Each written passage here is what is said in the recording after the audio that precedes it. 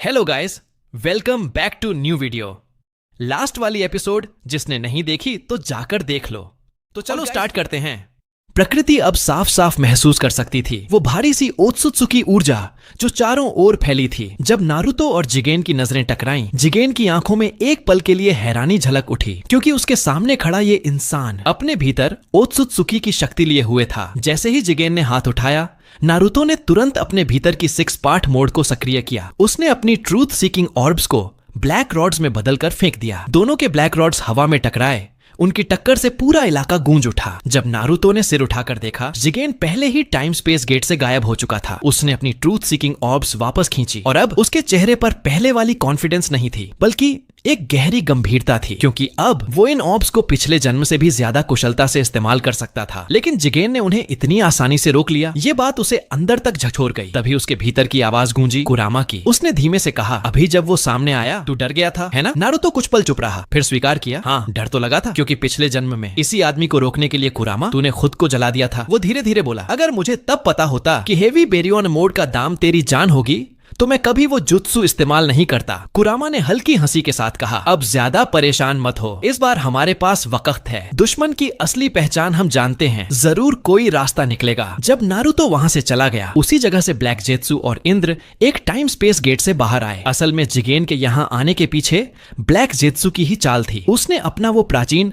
पवित्र औजार निकाला जिसमें कागुया का चक्रा छिपा था। उसी ऊर्जा से खींचकर जिगेन यहाँ आया था। ब्लैक जेत्सु का असली मकसद था इंद्र को यकीन दिलाना कि वो सच में कागुया का तीसरा बच्चा है। पहले जब उसने अपनी पहचान बताई थी, इंद्र ने उस पर यकीन नहीं किया था, लेकिन अब जिगेन को देखकर वो मान गया कि ब्लैक जेत्सु सच बोल रहा है। जेत्सु ने इंद्र को कागुया की कहानी बताई। वो और जिगेन दोनों इस ग्रह पर साथ आए थे। कागुया उस समय ओत्सुत्सुकी की सहायक थी, जिसे एक दिन इशिकी निगलने वाला था, लेकिन उसने पीछे से हमला कर इशिकी को परास्त कर दिया और खुद उसकी जगह ले ली। हालांकि इशिकी मरा नहीं, वो एक सन्यासी के शरीर में बस गया जो अब जिगेन है। कहानी पूरी करने के बाद ब्लैक जेत्सु ने अपना असली मकसद बताया, मैं बस माँ कागुया को पुनर्जीवित करना चाहता हूँ। ये सुनते ही इंद्र ने उसका गला पकड़ लिया, तो क्या मुझे सिर्फ उस पुनर्जन्म की बाजी में एक मोहरा बना रहा है तू? जेत्सु ने जल्दी से सफाई दी, नहीं, मैं बस तेरी शक्ति उधार लेना चाहता हूँ। मेरा प्लान है जिगेन को इस्तेमाल करके कागुया को वापस लाना। जब वो लौटेगी, तेरे अपने दादी के तौर पर तेरे सपनों को पूरा करने में तेरी मदद करेगी। इंद्र ने उसका हाथ छोड़ा। उसे पता था ब्लैक जेत्सु पर पूरी तरह भरोसा नहीं किया जा सकता, पर फिलहाल उसे ताकत जुटानी थी और इसके लिए वो जेत्सु की योजना पर अस्थायी तौर पर चलने को तैयार हो गया। जिगेन के साथ मिलकर नारुतो और उसके साथियों का सामना करने के लिए। उधर किसी दूर के आयाम में जिगेन फिर से टाइम स्पेस गेट से बाहर निकला। उसके मन में अब भी नारुतो से हुई उस छोटी सी भिड़ंत की गूंज थी। उसे लगा जैसे वो आदमी उसकी हर चाल पहले ही भांप चुका था। इस निंजा वर्ल्ड में ऐसा इंसान मौजूद है, वो बुदबुदाया, जो मुझे चुनौती दे सकता है। अपने मन की उलझन मिटाने के लिए जिगेन ने तय किया वो फिर से कोनोहा जाएगा, क्योंकि उसे अब तक समझ नहीं आया था कि नारुतो आखिर है कौन। उससे पहले जब नारुतो की जिगेन से पहली भिड़ंत हुई थी, तो वो तुरंत सास्के के पास गया। सास्के ने गहरी सोच में कहा, जिगेन का इस टाइमलाइन में पहले आना शायद हमारी रीबर्थ की वजह से हुआ बटरफ्लाई इफेक्ट है। उसने नारुतो को शांत करते हुए कहा, ज्यादा टेंशन मत ले, अभी जिगेन को उसका वेसल कावाकी नहीं मिला है,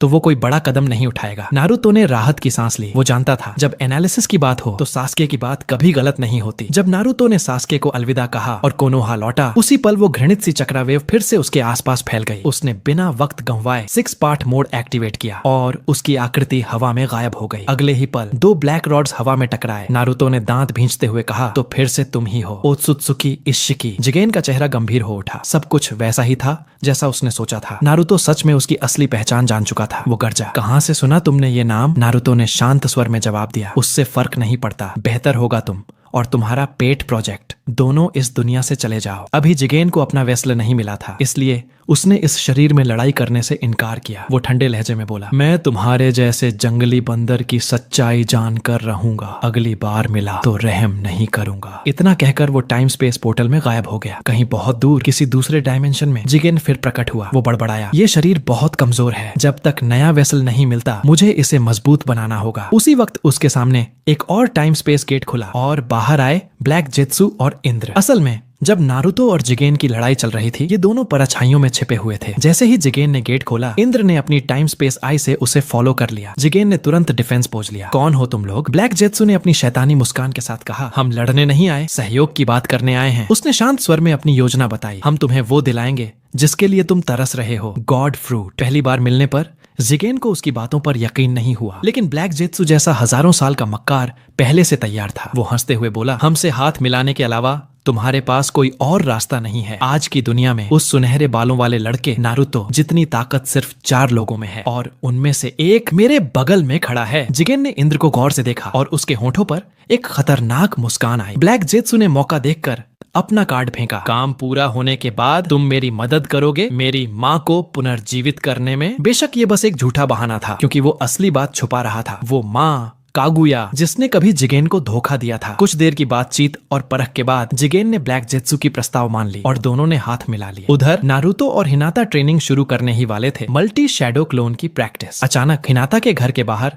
दर्जनों पपेट्स प्रकट हुई। भले ही कोनोहा की सेंसर टीम उन्हें महसूस नहीं कर पा रही थी, पर नारुतो की नजर उनकी दुष्ट ऊर्जा पहचान चुकी थी। ये सब पपेट्स ओत्सुत्सुकी टोनेरी ने भेजी थी हिनाता को पकड़ने के लिए। पिछले जन्म में ऐसे हमलों का अनुभव होने के कारण नारुतो ने आसानी से सभी पपेट्स नष्ट कर दिए। उसने आसमान की ओर देखा और गर्जा, जब आ ही गए हो तो नीचे आकर बात कर लो। आवाज गूंजी ही थी कि टोनेरी का इल्यूजनरी फॉर्म आसमान से उतरकर नारुतो और हिनाता के सामने खड़ा हो गया। नारुतो की शक्ति देखकर टोनेरी समझ गया, जब तक उसके पास टेंसाइगन नहीं है वो मुकाबला नहीं कर सकता। इसलिए उसने हिनाता को जबरदस्ती ले जाने की हिम्मत नहीं की। दोनों ने एक दूसरे का नाम बताते हुए सामना किया और फिर टोनेरी जाते जाते ठंडी आवाज में बोला, बहुत जल्द हमारे बीच वो जंग जरूर होगी जो तय करेगी इस धरती का भविष्य। नारुतो हल्के से मुस्कुराया, मैं हमेशा तैयार हूँ। जैसे ही उसकी आवाज हवा में घुली, टोनेरी का इल्यूजन फॉर्म हवा में बिखर गया। भले ही अभी टोनेरी की ताकत नारुतो के लिए कोई खतरा नहीं थी, पर उसके 2 साल पहले आ जाने से नारुतो के दिल में चिंता जगा दी। कहीं ऐसा तो नहीं, उसने सोचा, कि मेरे और सास्के के पुनर्जन्म ने इतिहास की धारा ही बदल दी है और अब ओत्सुत्सुकी क्लैन पहले ही पृथ्वी पर उतर आएगा। हिनाता को सुरक्षित छोड़ने के बाद नारुतो घर नहीं गया। उसने फ्लाइंग थंडर गॉड से